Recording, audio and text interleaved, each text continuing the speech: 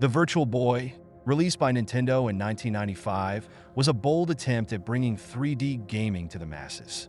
But instead of revolutionizing the industry, it became one of the biggest commercial failures in gaming history.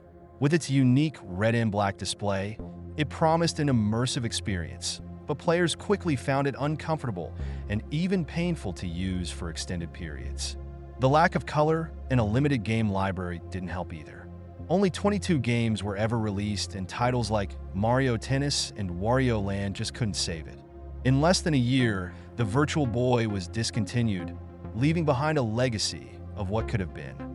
It serves as a reminder that innovation doesn't always guarantee success, especially when it sacrifices player comfort for the sake of novelty.